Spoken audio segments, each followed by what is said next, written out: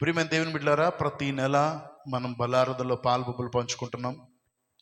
మనకేం తెలుసు అంటే మనకి ఇంచుమించు అవగాహన ఉంది. చాలామందికి ఏం తెలుసు అంటే బల్లారదన అంటే బాప్తీసం తీసుకోవాలా, బాప్తీసం తీసుకున్న వారు బల్లారదనలో పాల్పొప్పులు పంచుకోవాలా. సో ఇది కరెక్టే. కానీ బాప్తీసం తీసుకున్న నీవు బల్లారదనలో పాల్పొప్పులు పంచుకోవడానికి యోగ్యుడవై ఉండాలి. యోగ్యతను సంపాదించుకొని అయోగ్యంగా ఉన్న నీవు యోగ్యతను సంపాదించుకొని యోగ్యంగా దీనిలో పాల్పొప్పులు పంచుకోవాలి. సో ఈ విషయాలు మనం చాలా సంవత్సరాలుగా మనం ధ్యానం చేస్తూనే ఉన్నాం. ప్రతి బల్లారాధన వాక్యాన్ని దేవుడు మనతో మాట్లాడుతూనే ఉన్నాడు. ప్రతి బల్లారాధనకి అనుకుంటా ఉంటాను, మొన్న వారం మాట్లాడేసాం, ఈ వారం ఏం మాట్లాడాలా. దేవుడు మరొక విషయాలు మనకు తెలియచేస్తూ, బల్లారాధన అంటే ఏదో నామకార్థంగా ఆచరించేది కాదు, అది ఒక ఆజ్ఞ. దేవుడిచ్చిన ఆజ్ఞలలో అదొకటి. ఏంటి ఆజ్ఞ అంటే, ఆయన అప్పగించబడిన రాత్రి రొట్టెను ఎత్తుకుని విరిచి కృతజ్ఞతాస్తుతులు చెల్లించి, ఇది మీ కొరకైన నా శరీరము, నన్ను జ్ఞాపకం చేసుకున్నట్టుగా దీనిని చేయుడి అని దేవుడి చెప్పాడు. దేవునికి స్తోత్రం. చెయ్యాలి అని దేవుడు చెప్పాడు. సో చెయ్యాలి అని చెప్పాడు కనుక కంపల్సరీ మనం దాన్ని ఆచరించాల్సిందే. సో అలాగే చేసేవారు ఎలా ఉండాలో కూడా చెప్పాడు దేవుడు.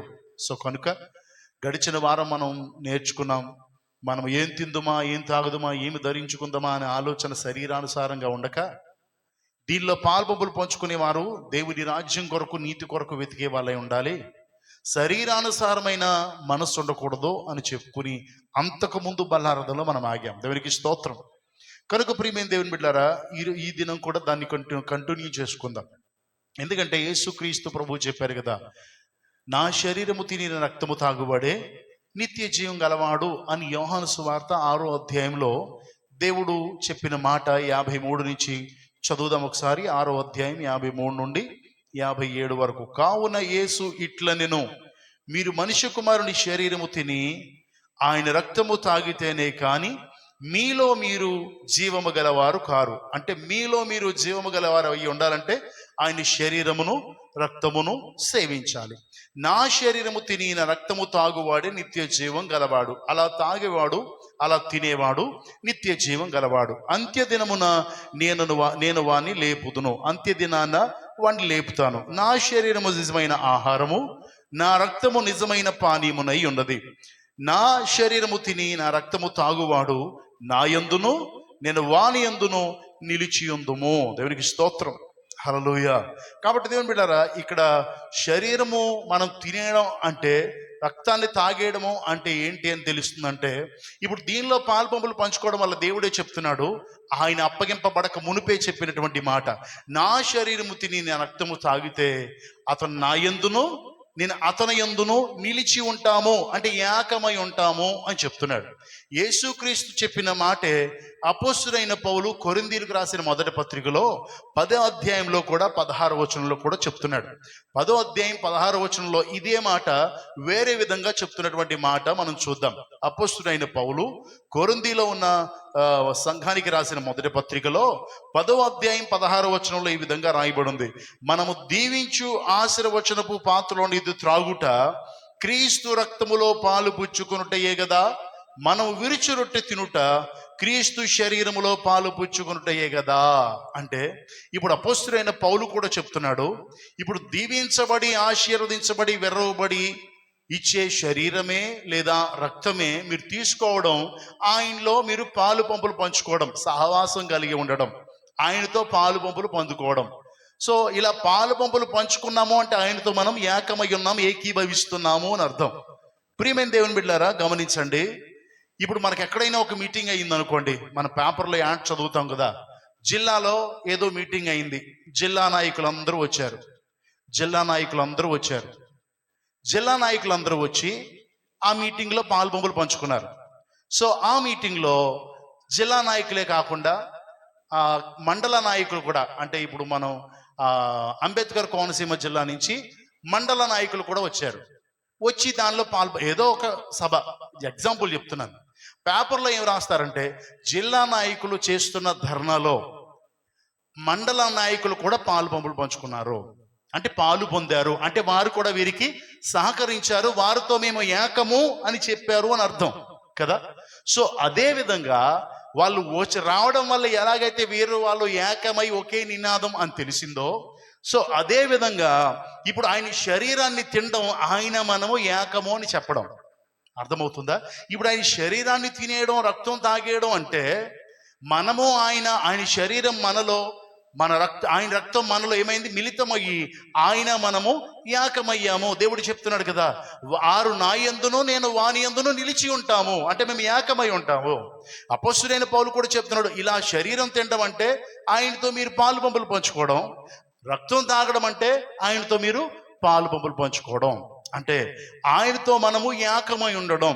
ఈ విషయాన్ని మనం గమనించుకోవాలి. దేవునికి స్తోత్రం. అందుకే గడిచిన బల్లార్థంలో చెప్పాను, ఈ ఆహారము ఆత్మ సంబంధమైన వారికి కానీ శరీర సంబంధమైన వారికి కాదు అని చెప్పాను.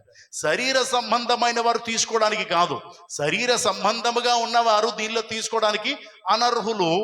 ఆత్మానుసారులు మాత్రమే దీనిని పాల్బొమ్మలు పంచుకోవడానికి అర్హులు అని చెప్పి ఆత్మానుసారులు మాత్రమే తినాలి అని పోయిన వారం మనం ధ్యానించుకున్నాం. దేవునికి స్తోత్రం. అయితే దేవుని బిడ్డారా, మనం ఆత్మానుసారులుగా ఉన్నామా శరీరానుసారులుగా ఉన్నామా, కొన్ని విషయాలు మనం అధ్యయనం చేసుకుందాం. రోమీలకు రాసిన పత్రిక మొట్టమొదటిగా పేతురు రాసిన మొదటి పత్రిక తీద్దాం. పేతురు రాసిన మొదటి పత్రిక 2వ అధ్యాయం 24వ వచనాన్ని చూద్దామా. 2వ అధ్యాయం 24వ వచనం. మనము పాపముల విషయమై చనిపోయి నీతి విషయమై జీవించినట్లు ఆయన తానే తన శరీరమందు మన పాపములను రాను మీద మోసుకొనెను. ఆయన పొందిన గాయముల చేత మీరు స్వస్థత నొందితిరి. చాలు, దేవునికి స్తోత్రం. రోమీలకు రాసిన పత్రిక 8వ అధ్యాయం 5, 6 కూడా చదివేసుకుని మనం ధ్యానం చేసుకుందాం. రోమీలకు రాసిన పత్రిక 8వ అధ్యాయం 5, 6 వచనాలు. శరీరానుసారులు శరీర విషయముల మీద మనస్సునుంతురు, ఆత్మానుసారులు ఆత్మ విషయముల మీద మనస్సునుంతురు. శరీరానుసారమైన మనస్సు మరణము, ఆత్మానుసారమైన మనస్సు జీవమును సమాధానమై ఉన్నది. దేవునికి స్తోత్రం. ఇప్పుడు ఆత్మానుసారమైన మనసు జీవము, శరీరానుసారమైన మనసు మరణము అనే విషయం మనకు అర్థమవుతుంది. అయితే దేవుని బిడ్డారా, మనము ఇంకనూ పాపులమై ఉండగా, మనం ఏ భేదము లేదు, అందరూ పాపము చేసి దేవుడు అనుగ్రహించి మహిమని పొందలేని స్థితిలో ఉండగా, ఇప్పుడు మన పాపములన్నీ ఎవరు మోసారంట? యేసుక్రీస్తు ప్రభువు మోసాడంట.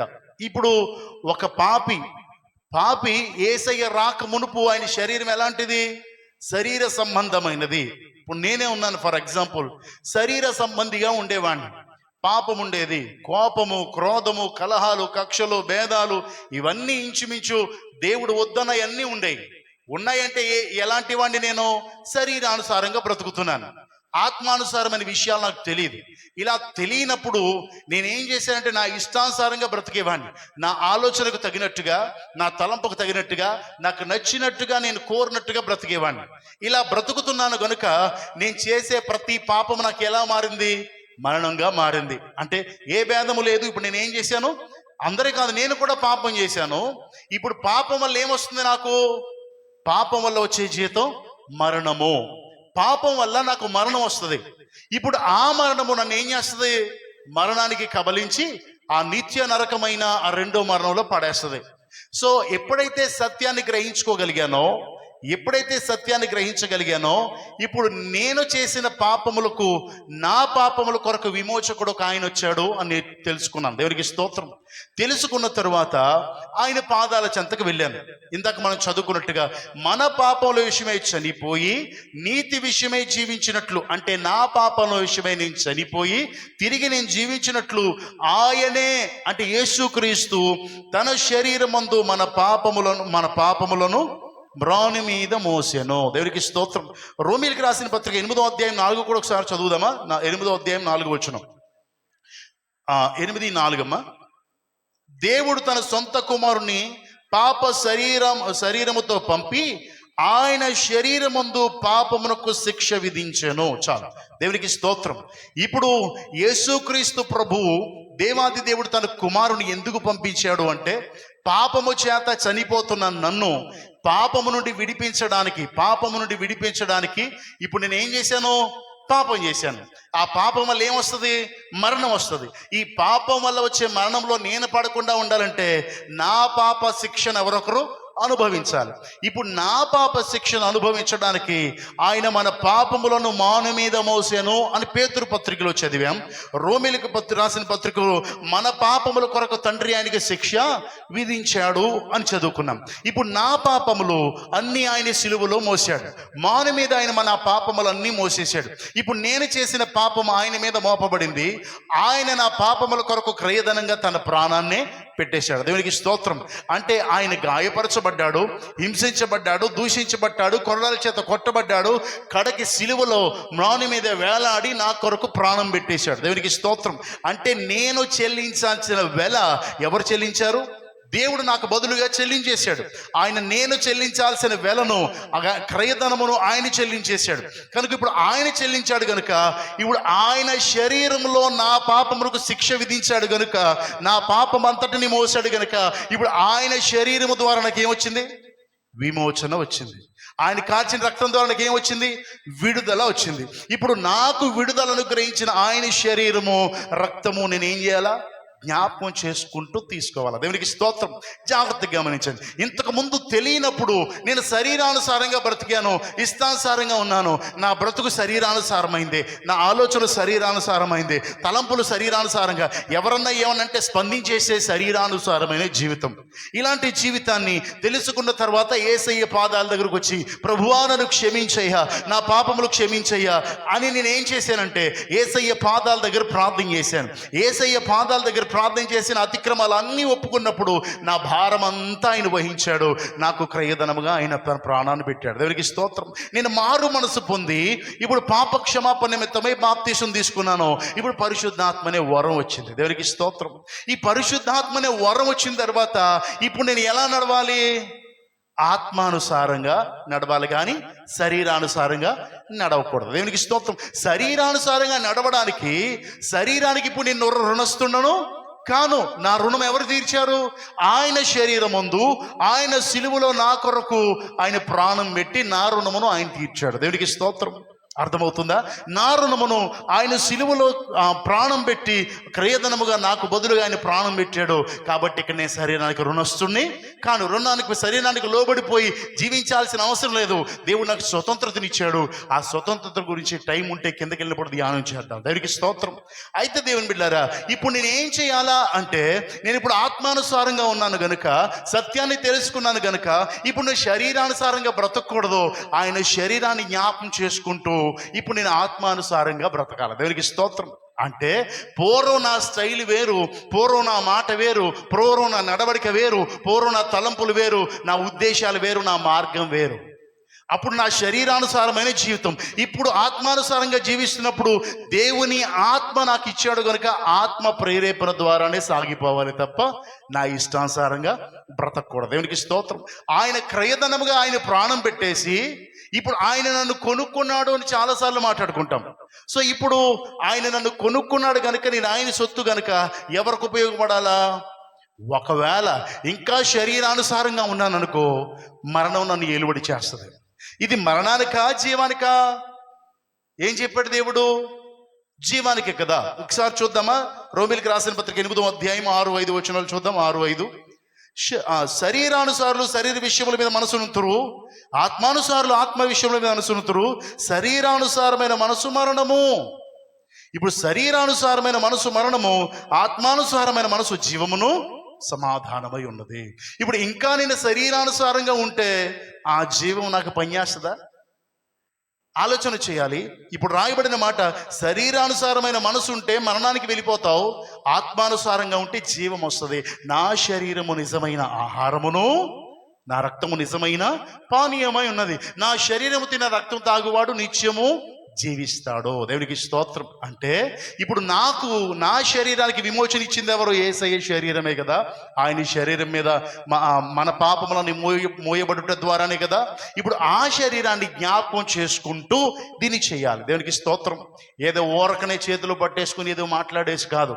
ఇప్పుడు ఆయన శరీరం తీసుకుంటే మనలో ఏమైంది? ఆయన శరీరం మన శరీరం మిళితమైంది. ఆయన రక్తం మన రక్తంలో మిళితం అవుతుంది. దేవునికి స్తోత్రం. హల్లెలూయా. కాబట్టి ఆయన పొందిన గాయములో మనకు ఆల్రెడీ స్వస్థత వచ్చింది. ఆయన గాయముల నుంచి ఏమొచ్చిందమ్మా? గాయముల నుండి ఏమొస్తుంది? రక్తం వస్తుంది. ఆయన పొందిన గాయములోంచి స్రవించిన రక్తం ద్వారా మనం కడగబడి పరిశుద్ధులుగా తీర్చబడ్డాం. దేవునికి స్తోత్రం. నీతిగా జీవించడానికి, ఆత్మ చేత నడిపించబడడానికి దేవుడు కృప చూపించాడు. అందుకు తన సొంత కుమారుని మన కొరకు ఆయన మ్రాను మీద వ్రేలాడదీయడానికి, అక్కడ బలిగా అర్పించడానికి దేవుడు ఇష్టపడినట్టుగా మన వాక్యాల్లో చూస్తున్నాం. దేవునికి స్తోత్రం. హల్లెలూయా. ప్రభునామానికి మహిమ కలుగునుగాక. కొరింథీయులకు రాసిన 2వ పత్రిక, అపొస్తలుడైన పౌలు కొరింథీలో ఉన్న సంఘానికి రాస్తున్నాడు. 2వ పత్రిక 4వ అధ్యాయం 10వ వచనం. యేసు యొక్క జీవము మన శరీరమందు ప్రత్యక్షమగుటకై యేసు యొక్క మరణానుభవమును నా శరీరమందు ఎల్లప్పుడూ వహించుచు పోవుచున్నామో. దేవునికి స్తోత్రం.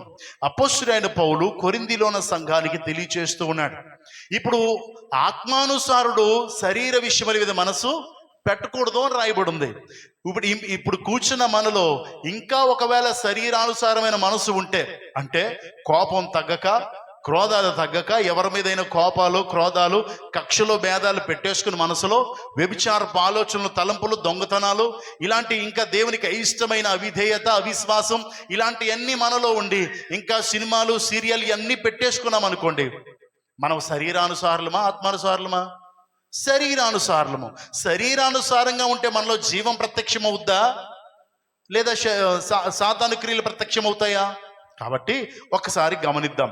యేసు యొక్క జీవము ఇప్పుడు ఆయన ద్వారా, ఆయన శరీరం ద్వారా నాకు ఏమొచ్చింది? ఆయన శరీరం తినుట ద్వారా నాకు జీవం వచ్చింది. ఆయన శరీరము నా శరీరము మిళితమైంది. ఇప్పుడు ఆయన జీవం వచ్చింది. ఇక్కడ అపొస్తలుడైన పౌలు అంటున్నాడు, యేసు యొక్క జీవం మా శరీరమందు ప్రత్యక్షపడుటకై, దేవునికి స్తోత్రం, ప్రత్యక్షపరచబడుటకై ఇప్పుడు ఆయన జీవము నాలోకి వచ్చింది కనుక ఇప్పుడు నాలోంచి ఏమవ్వాలా? ఆయన జీవించుచున్నాడు అని నాలో నుంచి ప్రత్యక్షం అవ్వాలా. దేవునికి స్తోత్రం. అయ్యబాబు, ఇంతకుముందు ఆయనకి చాలా కోపం, ఇంతకుముందు వాళ్ళ అమ్మని తిట్టేవాడు, భార్యను కొట్టేవాడు, లేదా మారు మనసు లేదు, త్రాగుబోతూ, తిండిపోతూ, ఇలాంటి విషయాలు ఉండేవి పూర్వం. అయితే మారిన తర్వాత ఏం చెప్పుకోవాలా? ఇతనిలో ఇంత నెమ్మది, ఇతనుకున్న ఓర్పు, ఇతనుకున్న సహనం, ఇతనుకున్న ప్రేమ, ఇతనుకున్న దయ, అమ్మో ఎంత మార్పు. ఈ గుణగణాలు ఎవరివి? మన దేవునివే కదా. ఇప్పుడు ఆ గుణగణాలు ప్రత్యక్షపరచబడుతుంటే ఎవరు ప్రత్యక్షపడుతున్నారు? జీవము కలిగిన దేవుడు మనలో ఉన్నాడని మన శరీరము ద్వారా ఆయన ప్రత్యక్షపరచాలి. దేవునికి స్తోత్రం. ఏ మార్పు లేకుండా 20 సంవత్సరాలైనా 30 సంవత్సరాలైనా వచ్చామా, కూర్చున్నామా, వెళ్ళిపోయామా, జీవం కనబడదు. నీలో జీవము కలిగిన దేవుడు ఉన్నాడు అని నీ శరీరమందు ప్రత్యక్షపరచబడాలి. అపొస్తలుడైనటువంటి పౌలు యేసు యొక్క జీవము మనుషులది కాదు, అంతే చెప్పాడు కదా, క్రీస్తే నాయందు జీవించుచున్నాడు గనుక ఆ యేసు యొక్క జీవము నా శరీరమందు ప్రత్యక్షపరచబడాలని, ఆ యేసు యొక్క మరణానుభవమును మా శరీరమందు ఎల్లప్పుడూ వహించుకొని పోవుచున్నాము. యేసు యొక్క మరణానుభవమును, యేసయ్య మన కొరకు మరణించడానికి ఎన్ని నిందలు, ఎన్ని అవమానాలు, ఎన్ని శ్రమలు పడ్డాడో, ఎంత బాధ అనుభవించాడో, మేము కూడా అలాంటి బాధను అనుభవించడానికి సిద్ధంగా ఉండి సాగిపోతున్నాము. అలాంటివన్నిటిని భరించుకుని సాగిపోతున్నాము అంటున్నాడు. దేవునికి స్తోత్రం. శరీరానుసారం లేనివాడు, ఆత్మానుసారుడు, ఎవరు ఏదన్నా నిందేసిన ఏం చేస్తాడు? యెహోవా ఈరే అనుకుంటాడు. సో గోడపల్లిలో కొన్ని ప్రాబ్లమ్స్ మీద వాళ్ళు తిట్టారు, వీళ్ళు తిట్టారని చెప్తారు. మేము ఒకటే చెప్తాను, దేవుడు చూసుకుంటాడండి. దేవునికి స్తోత్రం. దాని గురించి స్పందించాల్సిన అవసరం అన్నాడా? ఓకే, నువ్వు సాక్ష్యం చెప్తావా, సంఘం పెట్టేద్దామా, పంచాయతీలు పెట్టేద్దామా, ఇది మన పని కాదు. ఎందుకంటే మన శరీరానుసారం కాదు. అన్న మాట శరీరానికి తగిలింది, మన శరీరానుసారము కాదు, ఆత్మానుసారము. కనుక ప్రియమైన దేవుని బిడ్డారా, ఇప్పుడు యేసయ్య మన కొరకు ఎంత శ్రమపడ్డాడో ఈ దీనిలో పాల్పంపులు పంచుకునే వారికి కూడా ఆ మనసు రావాలి. క్రీస్తుకు కలిగిన ఆ మనసు. దేవునికి స్తోత్రం. హల్లెలూయా. క్రీస్తుకు కలిగిన ఆ మనసు, క్రీస్తు శరీరమందు శ్రమపడిన కనుక ఆ మనసు మీరును కలిగి ఉండండి. ఇప్పుడు ఆయన శరీరంలో పాల్పంపులు పంచుకోవడం అంటే శరీరానుసారంగా చచ్చిపోవడం, ఆత్మానుసారంగా మిగిలి ఉన్న ఈ శరీరము, జీవించుచున్న ఈ శరీరము మన కొరకు కాక మన క్రీస్తు కొరకు ఉపయోగపడాలి. దేవునికి స్తోత్రం. హల్లెలూయా. ఆయన మరణానుభవాన్ని అంటే ప్రతి క్షణం ఏం చేసుకుంటున్నారు? యేసయ్య మన కొరకు ఇంత శ్రమ పడ్డాడే, ఇంత గాయపరచబడ్డాడు, ఇంత నిందించబడ్డాడు, ఇంత గేలి చేయబడ్డాడు. సర్వశక్తుడైన దేవుడే ఇంతగా నిందించబడి, గేలి చేయబడి, అవమానించబడి, ప్రాణం కోల్పోయేలా కొట్టబడినప్పటికీ ఆయన మాట్లాడలేదు. మనం ఎంత అది ఆ అనుభవాన్ని తీసుకున్నారు. ఎందుకు తీసుకున్నారో ఇదే అపొస్తలుడైన పౌలు అంటున్నాడు, నేను హింసకుడును, దోషకుడును, హానికరుడును అన్నటువంటి అపొస్తలుడైన పౌలు ఇక్కడ అంటున్నాడు, ఆయన మరణానుభవాన్ని వహించుకుంటూ వెళ్ళిపోతున్నాము అంటున్నాడు. దేవునికి స్తోత్రం. అంటే పూర్వం అతను శరీరానుసారంగా ఉండేవాడు, ఇప్పుడు ఆత్మానుసారుడు గనుక ఆత్మ విషయముల మీద లక్ష్యం ఉంచుతాడు.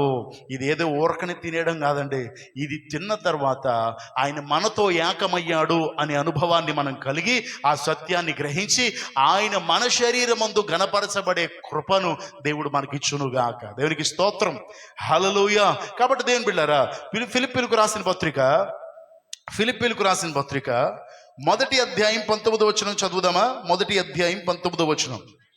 మరియు నేను ఏ విషయంలోనూ సిగ్గుపడక ఎప్పటి వలనే ఇప్పుడును పూర్ణ ధైర్యముతో బోధించుట వలన నా బ్రతుకు మూలముగానైనా సరే, చావు మూలముగానైనా సరే, క్రీస్తు నా శరీరమందు చున్నాడని. చాలు. దేవునికి స్తోత్రం. హల్లెలూయా. అపొస్తలుడైన పౌలు ఈ సంఘంలో తెలియచేస్తున్నాడు, దేవుని బిడ్డలారా, మరియు నేను ఏ విషయంలో సిగ్గుపడక, దేని విషయంలో, సువార్త విషయంలో సిగ్గుపడివాడను కాదు. ఇతను చేసేది సువార్త, అంతకుమించి ఏ పని చేయడం లేదు. అంతకుమించి అతను జీవనోపాధి కొరకే డేరాలు కుట్టుకున్నాడు, దానిలో కూడా సిగ్గుపడాల్సిన పని లేదు. ఇక్కడ చెప్తున్నటువంటి మాట, మరియు మేము ఏ విషయంలో సిగ్గుపడక ఎప్పటి వలె ఇప్పుడును పూర్ణ ధైర్యముతో బోధించుట వలన. దేవునికి స్తోత్రం. ఏం చేస్తున్నారంట? బోధిస్తూ ఉన్నారంట. మనం ఎంతమందికి బోధించగలుగుతున్నాం? ఎందుకు ఈ మాట అడిగానంటే, ఆయన శరీరము తిని రక్తము తాగునప్పుడెల్లా ఆయన మరణమును ప్రచురించుదురు అని దేవుడు చెప్పాడు కదా. శరీరాన్ని తినేయడమే, తాగేసి వెళ్ళిపోవడం కాదు. ఏం చేయాలా? మరణాన్ని ప్రచురం చేయాలి. దేవుని యొక్క ఆ శిలువ మరణాన్ని, త్యాగాన్ని, ఆయన ప్రేమను మనం ప్రచురం చేసే వాళ్ళుగా ఉండాలి అని ఆ కొరింథీయులకు రాసిన పత్రిక 11వ అధ్యాయం మనకు తెలిసిన విషయమే అది. సో ఈ విషయాలు మనకు తెలుసు, కానీ ఎంతమందికి బోధించగలుగుతున్నాం? కనీసం మన పక్క వారికి యేసు గురించి బోధించలేము. మనం ఇంకా శరీరానుసారంగా ఉన్నాం కాబట్టి, మనం ఇంకా ఆత్మానుసారంగా లేము. ఒకవేళ ఆత్మానుసారంగా ఉన్నావా, వాళ్ళు ఏదన్నా అడిగితే నువ్వు చెప్పగలవు, అమ్మా పూర్వం నేను అలాగే, కానీ ఇప్పుడు అలాంటి వాడిని కాదు, ఇప్పుడు నేను మారిపోయాను, నేను పూర్వం అలాంటి జీవితమే. యేసయ్య తన శరీరమందు నా పాపములు వహించి నాకు స్వతంత్రతనిచ్చాడు. ఇప్పుడు శరీరానికి నేను రుణస్తుని కాదు, నేను ప్రభువు కొరకు బ్రతికేవాడిని అని చెప్పాలి. దేవునికి స్తోత్రం. హల్లెలూయా. కాబట్టి దేవుని బిడ్డారా, ఇక్కడ మరియు నేను ఏ విషయంలో సిగ్గుపడక ఇప్పటి వలె సిగ్గుపడక ఎప్పటి వలెనే ఇప్పుడు నువ్వు పూర్ణ ధైర్యముతో బోధించుట వలన. దేవునికి స్తోత్రం. పూర్ణ ధైర్యంతో బోధిస్తున్నాడంట. సో మరొకసారి అడుగుతున్నాను, మనం ఎంతమందికి క్రీస్తుని తెలియచేస్తున్నాం? ఇప్పుడు నాలో జీవము కలిగిన దేవుడు ఉంటే ఎవరు ప్రత్యక్షపరచబడతారు? దేవుడే కదా ప్రత్యక్షపరచబడేది. మరి మన ద్వారా దేవుడు ప్రత్యక్షపరచబడుతున్నాడా?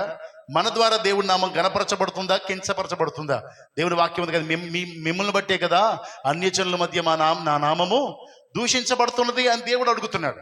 సో అలా దూషించబడేటువంటి స్థితిలో ఉంటే మనం శరీరానుసారులు, ఆత్మానుసారులు దేవుని మహిమపరిచే వారిగా ఉంటారు. ఇక్కడ అంటున్నాడు, నా బ్రతుకు మూలముగానైనా సరే, చావు మూలముగానైనా సరే, క్రీస్తు నా శరీరమందు గణపరచబడునని. దేవునికి స్తోత్రం. బ్రతికినా చచ్చిపోయినా నన్ను బట్టి దేవుని నామం మహిమపరచబడాలా. ఇది ఆ శరీరానుసారులు చెప్పే మాట. ఈ శరీరమందు బ్రతుకుతున్న నేను బ్రతికినా చచ్చిపోయినా నా ద్వారా ఎవరికి ఘనత రావాలి? రాము గారు, మన ద్వారా ఎవరికి ఘనత రావాలి? అమ్మా, దేవునికి ఘనత రావాలి. అంటే అపోస్తలుడైన పౌలు బ్రతుకుతూ చేస్తున్న పరిచర్యలో దేవుని నామానికి మహిమ వస్తుంది. అలాగే మరణకరమైనటువంటి పరిస్థితుల్లో కూడా ఉన్నాడు. దొంగల చేత కొట్టబడ్డాము, ముమ్మారు వాడ పగిలిపోయింది, ఆ వాడ ఒక రాత్రంతా సముద్రంలో ఉండిపోయాము, బతికితేవో లేదో తెలీదు. అలాంటి పరిస్థితుల్లో కూడా దేవుని నామానికి ఘనత తెచ్చే మాటలు మాట్లాడారు తప్ప, దేవుడికి ఇంత సేవ చేశాం, ఏం చేశాడు దేవుడు, అంత శ్రమపడ్డాం అని ఎప్పుడూ అవమానపరిచే మాటలు మాట్లాడాల. దేవునికి స్తోత్రం. కనుక ప్రియమైన దేవుని బిడ్డారా, ఇంకొక విషయం నేను చెప్పేది, దీనిలో పాలు పంపులు పంచుకునే మన శరీరము ద్వారా, బ్రతుకుతున్న మన శరీరము ద్వారా, ఆయన శరీరం ఆయన రక్తం మనతో మిళితమైంది గనుక మన ద్వారా దేవునికి మహిమే తప్ప అవమానం రాకూడదు. దేవునికి స్తోత్రం. అలా జీవించాలని కంకణం కట్టుకోవాలా, అలా జీవించాలని తీర్మానం తీసుకోవాలి. ప్రభువా, ఇక బ్రతికినా సరే, చచ్చిపోయినా సరే, నన్ను బట్టి మీ నామము ఘనపరచబడాల, కీర్తించబడాల, హెచ్చించబడాలి తప్ప నన్ను బట్టి మీ నామం అవమానపరచకూడదు, గేలి చేయబడకూడదు, కించపరచకూడదు అని ప్రార్థన చేసుకోవాలి. దేవునికి స్తోత్రం. ఒట్టనే వచ్చేసి తీసేసుకోవడం కాదు.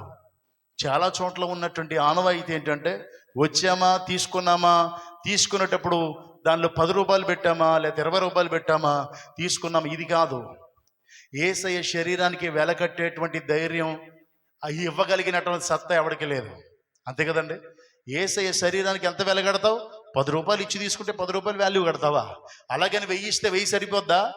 మన జీవితాన్నే దేవుడు, మన పాపాన్ని అంతా భరించిన దేవుడు, మనకి జీవమునిచ్చిన దేవుడు, మన మరణం నుంచి జీవములోనికి నడిపించే దేవునికి వెలకట్టగలమా? ఈ లోకంలో ఇచ్చిందంతా ఆయనే కదా. సర్వం ఇచ్చినా సరిపోదు. దానికి స్తోత్రం.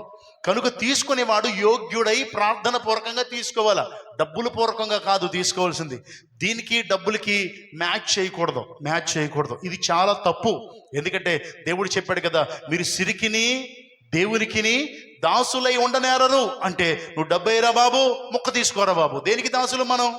ఇటు దేవునిక, ఆ శరీరానిక, డబ్బులుక ఆలోచన చేయాలి. సో కాబట్టి దేవుని బిడ్డలారా, ధనాన్ని అన్ని విషయాల్లో పక్కన పెట్టాలి, దానికి ప్రాధాన్యత ఇవ్వకూడదు.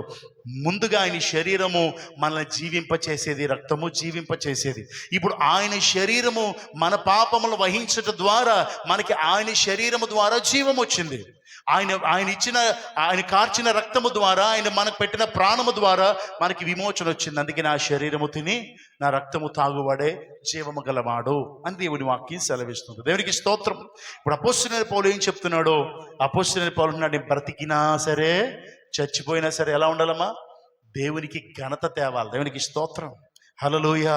చచ్చిపోయినా దేవునికి మహిమే రావాలి, బ్రతికినా మన బ్రతుకు ద్వారా, మనం చేసే ప్రవర్తన ద్వారా, నడవడిక ద్వారా ఏం రావాలి? దేవునికి ఘనత రావాలి. ఈ బిడ్డ చూసావా, యవ్వన కాలంలోనే తన సమస్త సౌందర్యంకి సంబంధించిన ఈ మేకప్లన్నీ తీసేసింది కదా. ఇప్పుడు చాలామంది చర్చిలకి ఎలా వెళ్తున్నారో తెలుసా? చాలా టైట్ జీన్ ప్యాంట్లు వేసుకొని, టీషర్ట్లు వేసుకొని, కనీసం వివేచన కూడా లేకుండా వెళ్ళిపోతున్నారు. సో అది లోక సంబంధంగా ఉన్నప్పుడు ఓకే.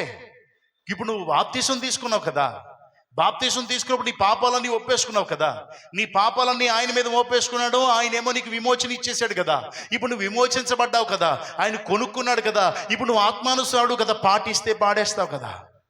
ఆత్మానుసారులు ఆత్మ విషయముల మీదే లక్ష్యం ఉంచుతారు. లిప్స్టిక్ రాసేసుకోవటాలు, మా చక్కగా ఈ లోక సంబంధం బాగుండాలి, మీరు అందంగా ఉండాలి, చక్కగా రెడీ అవ్వాలి, సాంప్రదాయంగా చర్చికి రావాలి, అలానే బయట వేరేగా ఉండాలని కాదు. సో ఒక్కొక్కరిని భయం వేస్తుంది ఒక్కొక్కరిని చూస్తే కదా. ఇప్పుడు చాలా బాగుంటారు చర్చిలో, చాలా మనక కాదు కానీ ఒకసారి ఒక చోట చూశాను. ఒక చోట ఎక్కడికో పెళ్ళికి వెళ్ళాను, మా సంఘ బిడ్డేనా అనిపించింది. వెనకాల ఇంత మెడలో లవ్ సింబల్ వచ్చి, వెనకాల వీపులో దానిలో దారాలు వచ్చి, అబో మన సంఘ బిడ్డనా అనిపించింది నాకు. సో దేవుని బిడ్డలారా, ఇక్కడ మనం ఈ సంఘము వెలుపట కూడా మనం ఎలా ఉండాలో వాక్యం సెలవిస్తుంది. చర్చిలో ఉన్నప్పుడు మాత్రమే అనుకోకుండి బయట నీ ఇష్టానుసారంగా ఉండమని వాక్యం సెలవివ్వలేదు. నువ్వు చర్చిలో ఎంత అనుకువగా ఉన్నావు, బయట ఇంకనూ బహు జాగ్రత్తగా ఉండాలి. నీ ప్రవర్తన, నడవడిక, వేషధారణ కూడా చాలా ప్రాముఖ్యం. దేవునికి స్తోత్రం. మీకు తెలుసు కదా, పూర్వం నేను ఎలా ఉండేవాడినో మా ఇంట్లో వాళ్ళకి తెలుసు, ఇక్కడ ఉన్నవారికి తెలుసు. సో ఇప్పుడు ఆ వేషధారణ నాకు లేదు. చేయలేమా? చేయగలం, కానీ అది మనకు సంబంధించింది కాదు. ఇప్పుడు మనం ఆత్మానుసారులము. ఇప్పుడు మనం ఏమనుకుంటున్నామంటే, ఆయన శరీరం నాలో మిళితమైంది, ఆయన రక్తం నాలో మిళితమైంది, ఆయన నా యందు నేను ఆయన యందు ఏకమై ఉన్నాము, ఇది పొందుట ద్వారా. కాబట్టి నా ద్వారా ఆయన నామం మహిమపరచబడాలి, నా ద్వారా ఆయన నామం ఘనపరచబడాలి. దేవునికి స్తోత్రం.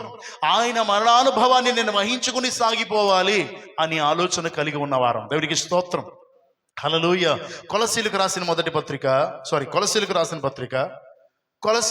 పత్రిక మొదటి అధ్యాయం 24వ వచనం చూద్దామండి. మొదటి అధ్యాయం 24వ వచనం చదువు తల్లి. ఇప్పుడు మీ కొరకు నేను అనుభవించుచున్న శ్రమల యందు సంతోషించుచు సంఘము అను ఆయన శరీరము కొరకు క్రీస్తు పడిన పాట్లలో కొదవైన వాటి యందు నా వంతు నా శరీరమందు సంపూర్ణము చేయుచున్నాను. చాలు, దేవునికి స్తోత్రం. హల్లెలూయా. దేవుని నామానికి మహిమ కలుగునుగాక. ఇప్పుడు వాక్యం అపోస్తలుడైన పౌలు కొరింథీలో ఉన్న సంఘానికి రాస్తూ అంటున్నాడు, ఇప్పుడు మీ కొరకు, ఈ సేవా పరిచర్య కొరకు, మిమ్మల్ని బలపరచుట కొరకు, మిమ్మల్ని ఆత్మీయులు స్థిరపరచుట కొరకు ఎన్నో అవమానాలు నిందలు వస్తున్నాయి. కానీ మీ కొరకు నేను అనుభవించుచున్న శ్రమలు యందు సంతోషించుచున్నాను. దేవునికి స్తోత్రం. ఎప్పుడైతే మనం ఆత్మానుసారంగా ఉంటామో ఇంట్లో వల్లనో బయట వల్లనో మనకి నిందలు వస్తాయి. గొప్ప ప్రార్థన పరురాలంట, అంతమాను మోకరింపు, అంతమాను ప్రార్థన, అయ్య బాబోయ్ అని మనకి నిందలు వస్తాయి. ఇంట్లో రావచ్చు, బయట రావచ్చు. సో ఆ నిందలకి మనం బాధపడిపోవడం అవసరం లేదు. దేవునికి స్తోత్రం. కొద్ది కాలం శ్రమ కలుగునని దేవుడే చెప్పాడు. ఇక్కడ రాయబడిన మాట ఏంటంటే, మీ కొరకు నేను ఆ శ్రమని చాలా సంతోషంగా తీసుకుంటున్నాను. నేనైతే ఆ శ్రమ నాకు చాలా ఆనందాన్ని ఇస్తుంది. ప్రభు కొరకైన నింద మహాభాగ్యము అని నేను అనుకుంటున్నాను. మీ కొరకు నేను పడుతున్న ప్రయాస నాకు ఆనందాన్ని ఇస్తుంది. అయితే సంఘము అను ఆయన శరీరమునకు, దేవునికి స్తోత్రం, సంఘము శిరస్సు ఆయన, సంఘమునకు శరీరము ఆయన. మనమందరం అవయవాలై ఉన్నాము. దేవునికి స్తోత్రం. మనమందరము అవయవాలై ఉన్నాము. సో ఇప్పుడు ఈ సంఘం గురించిన బాధ్యత ఎవరి వంతు తీసుకోవాలా అనే విషయాన్ని మనం కొద్దిగా ధ్యానం చేసుకుందాం. దేవునికి స్తోత్రం. అయితే సంఘము అను ఆయన శరీరము కొరకు క్రీస్తు పడిన పాట్లలో కొదువా అంటే, యేసయ్య సంపూర్ణం చేయకుండా వెళ్ళిపోయాడా? సంపూర్ణం చేశాడా? సంపూర్ణం చేశాడు. దేవుడు సంపూర్ణం చేశాడు. తండ్రి చిత్తాన్ని సంపూర్ణం చేసిన తర్వాతే సమాప్తమైందని చెప్పాడు ఆయన.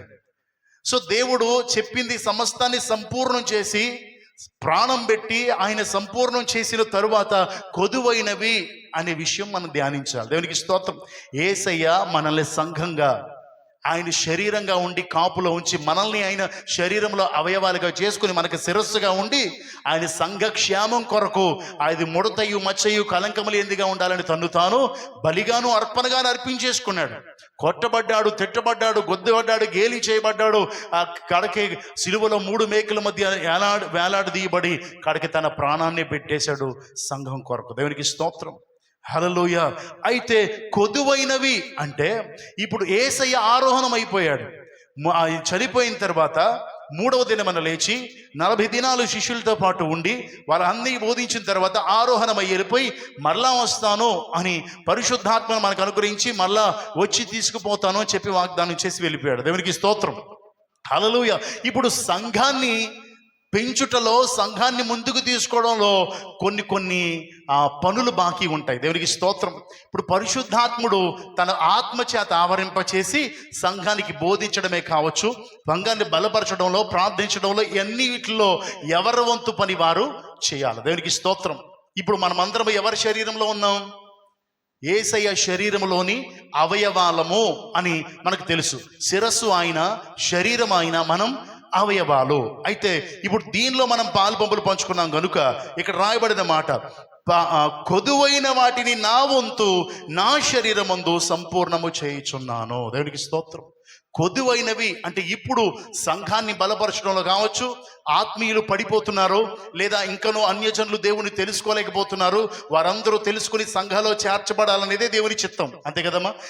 అంతటా అందరూ మారు మనసు పొందాలని తప్ప ఎవరూ నశించడం మన దేవునికి ఇష్టం లేదు. ఇప్పుడు మారు మనసు పొందాల్సిన ఉన్నారు, మారు మనసు పొందిన వాళ్ళు ఇంకా పరిపూర్ణతలోకి రాలేని వారు ఉన్నారు. ఇప్పుడు వారిని సరిచేయడానికి మిగిలిన శ్రమ ఎవరు పడాలా? దేవుని ఆత్మ చేత నింపబడి ఆయన శరీరంలో పాలి భాగస్థులమైన మనం పడాలి. దేవునికి స్తోత్రం. హల్లెలూయా. ఈ శరీరమందు ఇప్పుడు మనం ఏం చేయాలంటే ఆయన శరీర క్షేమాభివృద్ధి కొరకు మన వంతు ప్రయాసం మనం పడాలి.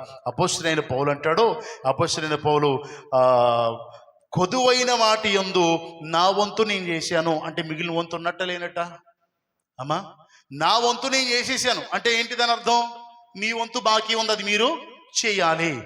కొదువుగా ఉన్నది నా వంతు నేను చేశాను, ఇంకా కొదువుగా ఉన్నది మీ వంతు మీరు చెయ్యాలా. దేవునికి స్తోత్రం. మరి శరీరం తినేయడమే కాదు, కొదువు ఏమైనా చేస్తున్నామా? గురువారం వచ్చామా, ఆదివారం వచ్చామా, కూర్చున్నామా, వెళ్ళిపోయామా? అయ్యో మనం మాట్లాడుకుంటాం, ప్రసాద్ అసలు ప్రార్థన చేయడండి, ప్రసాద్ అసలు క్రమం లేదండి, భక్తి లేదండి, అదండి. అలా మాట్లాడుకోవడానికి కాదు. ఈ సంఘంలో ప్రసాద్ ఒక అవయవం. సంఘంలో ఎవరికి క్రమం ఉండదండి బాబు, కూర్చోడండి బాబు, లెగ్స్ వెళ్ళిపోతాడండి, ఇదండి మాట్లాడుకోవడం కాదు. అవయవం పాడైపోతున్నాయి. నువ్వేం చేయాలి? నీ వంతు, ప్రభువా ఇదిగో ఈ అవయవం పాడైపోతుందయ్యా, అది పాడవడానికి కాదు కదా నువ్వు రక్షించుకున్నది, బాగు చేయి అని ఎదటోడు ముందు కాదు, దేవుని దగ్గర నీ వంతు నువ్వు ప్రయాసపడాలి. దేవునికి స్తోత్రం. నశించిపోతున్న వారి కొరకు నీ వంతు నువ్వు ప్రయాసపడాలి. ప్రార్థనే చెయ్యం, సరిగ్గా ప్రార్థనే లేదు, ఏది నీ వంతు ప్రయాస? అలా ప్రయాసపడని నీవు దీనిలో పాల్పంపులు పంచుకోవడానికి అర్హుడువేనా? ఆయన శరీరం క్షేమాభివృద్ధి కొరకు, ఆయన శరీరం కొరకు ఆయన ప్రాణమే పెట్టాడు. ఆ శరీరంలో మిగిలిన వంతు పని ఉంది, ఆ పని మనం చెయ్యాలా. అందుకే ఇందాక చెప్పుకున్నాం కదా, ఆయన రక్తమును తాగి ఆయన శరీరము తిని రక్తము తాగునప్పుడల్లా ఆయన మరణమును ప్రచురం చేయాలంటే పని ఉందా లేదా? పని ఉంది. ఇందాక బోధించేటప్పుడు అని చెప్పాడు, ఇప్పుడేమో మిగిలిన ప్రయాస నా వంతు, నా శరీరమందు. ఎక్కడ? నా శరీరమందు. దేవునికి స్తోత్రం. సంపూర్ణము చేయుచున్నాను. నా వంతు నేను సంపూర్ణం చేసేసాను కాబట్టి నన్ను అడగడానికి ఏమీ లేదు. మీ వంతు మీరు సంపూర్ణం చేయకపోతే మిమ్మల్ని అడుగుతాడు అని కదా అర్థం. సంపూర్ణం దేవుడు చేయాల్సింది సంపూర్ణం చేసేసాడు. అపోస్తలుడైన పౌలు కూడా చెప్తున్నాడు, సంపూర్ణంగా చేసేసాను. మీరు సంపూర్ణంగా చేస్తున్నారా? వచ్చి తినేసి వెళ్ళిపోతున్నారా? తినేసి తాగేసి యేసు రక్తమై జయమని తిరిగి వెళ్ళిపోతున్నారా? మీ వంతుకు మీకు ప్రయాస లేదా? ఆయన సంఘం, ఆయన శరీరంలో మీరు ఏకమయ్యారు కదా, ఆయన రక్తం మీలో ఏకమైంది కదా. ఇప్పుడు ఆయన శరీరము తినుట ద్వారా, ఆయన రక్తము తాగుట ద్వారా ఆయన యందు మీరు ఆయన యందు నిలిచి ఉన్నారు కదా. నిలిచి ఉన్న మీరు ప్రయాసలో పాలి భాగస్తులు కదా. అమ్మ అర్థమవుతుందా చెప్పేది? మీరు పాలి భాగస్తులు కదా. ఎంతవరకు మీరు ప్రయాసపడుతున్నారో ఆలోచన చేయండి. ఎంతసేపు నీ కుటుంబం, మీ బిడ్డలో భార్య, భర్త, స్తోత్రం, ఆమె ఇంతేనా? ప్రభువా రాత్రంతా కాపాడావు, పొద్దున్న ఇక మళ్ళీ లేసే కృపణిచ్చావు, స్తోత్రం. సాయంకాలం నన్ను నా బిడ్డలందరినీ కాపాడు ప్రభువా, స్తోత్రం. ఇలాగ అయిపోయింది మన పని. వచ్చి మోకరించి మనం ప్రయాస పడుతున్నామా? ప్రభువా నీ సంఘ పరిస్థితి ఇది, సంఘాలు పాడైపోతున్నాయి నాయన, సంఘాలు ఇలాగా సాతాను చేత ఏడవబడుతుంది, లోకము నుంచి వేరైన సంఘాలే లోకము విరితమైపోతున్నాయి ప్రభువా అని సంఘాల కొరకైన వేదన, సంఘాల కొరకైన రోదన మనలో ఉందా? తినేసి వెళ్ళిపోదామా? ఆలోచన చేయండి. తినేసి వెళ్ళిపోదామా? ఈరోజు వస్తుంది, ఆయన పాస్టర్ గారు చేతులు పెడతారు, తినేద్దాం, ఇస్తాడు, తాగేద్దాం, వెళ్ళిపోదాం. మనకు సంబంధం ఏంటి? శరీర సంబంధివి నువ్వు. ఆత్మ సంబంధి చెప్తున్నటువంటి మాటలు ఏంటో తెలుసా? నా శరీరం అందు ఇప్పుడు నేను బ్రతుకుతున్నాను కదా, ఇప్పుడు ఆయన నేను ఏకమయ్యాం కదా, మిగిలిన శ్రమ నా శరీరం అందు నేను పడుతున్నాను, మిగిలిన ప్రయాస నా శరీరం అందు నేను పడుతున్నాను అని అపోస్తలుడైన పౌలు చెప్తున్నాడు. దేవునికి స్తోత్రం. మనం ఏమని చెప్పగలం? దయచేసి మళ్ళీ చెప్తున్నాను, మరోలా అనుకోకండి. తినేసి వెళ్ళిపోవడానికి కాదు, నశించిపోతున్న మాటల కొరకు ప్రార్థన చేయి. సంఘాలు యొక్క దుస్థితి నీ కళ్ళకు కనబడుతుంది, సేవకుల యొక్క దుస్థితి కళ్ళకు కనబడుతుంది. ఒక్కొక్క సేవకుల గురించి న్యూస్ వస్తుంటే భయం వేస్తుంది, బాధ వస్తుంది. సో ఇలాంటి వాటి వల్ల సంఘాలు పాడైపోతున్నాయి. ఇలా పాడైపోతున్నటువంటి ఆ సంఘాల కొరకు మిగిలిన మన వంతు మనం ఏం చేయొద్దా? ఏమా చేయాలొద్దా? ప్రతి ఒక్కరికి వంతుంది. ఎందుకంటే పాలు పంచుకున్నావు కదా, పాలు పొందుతున్నావు కదా. పాలు పొందిన వారికి వంతు ఉండదా? మరి నీ వంతు నువ్వు ఏం చేస్తున్నావు? దయచేసి మరోలా అనుకోకండి. ఈ మాటలతో మిమ్మల్ని ఏదో బాధ పెట్టాలో గొచ్చాలని కాదు. మీలో రోషం పుట్టి, ప్రభువా ఇక నుంచి నా వంతు నేను ప్రయాసపడతాను ప్రభువా, నా వంతు నేను సంపూర్ణం చేస్తాను ప్రభువా అని పట్టుదల కలిగి ఉంటామని. దేవునికి స్తోత్రం. అపోస్తలుడైన పౌలు సంపూర్ణం చేశాడు. సంపూర్ణం చేసిన వాడిని అడిగే క్వశ్చన్స్ ఉండవు. ఇక యేసయ్య సంపూర్ణం చేశాడు, అపోస్తలుడైన పౌలు సంపూర్ణం చేశాడు, నువ్వు నేను సంపూర్ణం చేయలేకపోతున్నా. ఎక్కువసేపు ఏం చేస్తున్నామంటే పిచ్చాపాటి మాట్లాడుకోవడం, వాళ్ళ ఇంటికి వెళ్ళడం, వీళ్ళింటికి వెళ్ళడం, అక్కడ కూర్చోవడం, ఎక్కడ కూర్చోవడం, సెల్ ఫోన్ వేసుకోవడం, లేదా టీవీలు చూడడం, ఇదే మన పని తప్ప ప్రయాసపడడం లేదు. పడదాం. దేవునికి స్తోత్రం. ప్రయాసపడదాం. మన వంతు మనం ప్రయాసపడదాం. ఇప్పుడు ఈ శరీరం ముందు బ్రతుకున్నంతకాలమే, చచ్చిపోతే నువ్వేమీ చేయలేవు. ప్రయాసపడదామని ఇప్పుడు చెప్పాను మీకు. సాయంకాలం చచ్చిపోతే ప్రయాసపడగలనా? వచ్చే బల్లారథంతో మీతో ప్రయాసపడదామని చెప్పగలనా? సో నాకున్న సర్టన్ టైంలో నేను ఏం చేయాలి? ఇప్పుడు ప్రయాసపడాలి. దేవునికి స్తోత్రం. హల్లెలూయా. కాబట్టి గమనించాలని ప్రభు యేసుక్రీస్తు పేరు మనం చేస్తున్నాను. ఆయన గాయముల ద్వారా స్వస్థపరచబడిన మనం, ఆత్మానుసారంగా జీవిస్తున్నటువంటి మనం, ఆయన శరీరంతో మనం యాకానుభవం కలిగిన మనం ఆయన కొరకు శ్రమపడడానికి కూడా సిద్ధపడిపోవాలి. దేవునికి స్తోత్రం. ఆయన మరణానుభవమును ఎల్లప్పుడూ వహించిన వారమై ఉండాలి. మన శరీరమందు ఆయన నామము ఎప్పుడు బ్రతికున్నా చనిపోయినా మన వల్ల ఆయన నామానికి ఘనత వచ్చేలా ఉండాలి. ఆయన శరీరంలో ఏకమవుతున్న మనం ఆయన శరీరానికి ఉన్న కొరతల కొరకు మన ప్రయాస మనం పడాలి. దేవునికి స్తోత్రం. ఆయన శరీరం కొరకు అంటే ఇంకా అందరూ ఆత్మీయతలు లేరు, సంఘాలు నామకార్థంగా ఉన్నాయి. వెళ్ళామా వచ్చాము, ఇందాక చెప్పాను కదా, రొట్టెకి డబ్బుకి సంబంధమే లేదు అంటే ఎలా ఉన్నట్టు సంఘం? ఆలోచన చేయండి. బాప్తీసానికి డబ్బులకి సంబంధమే లేదు. సో దేవుడు తీసుకున్నప్పుడు యోహాను గారికి ఎంత ఇచ్చాడో మనకు తెలియదు, ఇచ్చినట్టుగా లేదు. దేవునికి స్తోత్రం. అలా లేనప్పుడు మనం ఎందుకు దానికి రేట్లు పెట్టడం? అంటే ఇలా పెట్టారు అంటే, నేను ఎందుకు చెప్తున్నానంటే, ఇలా పెట్టారు అంటే అవి కాస్త దారి తప్పాయి, ప్రభు బాధపడుతున్నాడు. ఇప్పుడు ఆయన వచ్చి చేయలేక ఆయన శరీరంలో మనల్ని పాలిభాగస్తులను చేసుకుని మిగిలిన వంతు మనల్ని పడమంటున్నాడు. దేవునికి స్తోత్రం. పడదామా వెళ్ళిపోదామా? అమ్మా పడదామా వెళ్ళిపోదామా? పడదాం. ఈరోజు ప్రభువు మాట్లాడిన మాటకి మంచి నిర్ణయం తీసుకు, ప్రభువా మిగిలిన నా వంతు నేను ప్రయాసపడతాను నీ సంఘం కోసం. ఇది తీసుకోవడం వత్తనే ఊరకనే బాప్తీసం తీసుకున్నానని కాదు. నీ శరీరము నా శరీరములో ఏకమైంది. నీ శరీరం కొరకైన బాధ్యత ఎక్కువైంది. దేవునికి స్తోత్రం.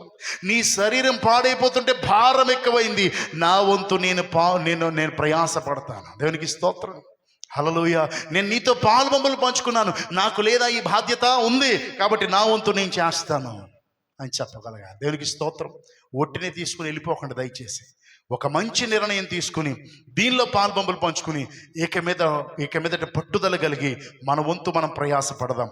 ప్రార్థనలో కావచ్చు, పరిచర్యలో కావచ్చు, ఎదుటివాడికి బోధించడంలో కావచ్చు, నశించిపోతున్న ఆత్మల కొరకు రోధించే విషయంలో కావచ్చు, మన వంతు ప్రయాస మనం పడాల్సిందే. దీనిలో పాల్బొమ్మలు పంచుకున్న ప్రతి ఒక్కరికి దేవుడిస్తున్న ఆజ్ఞ. సో కనుక చిన్న ప్రార్థన చేద్దాం, మోకరిద్దాం, కళ్ళు మూసుకుందాం.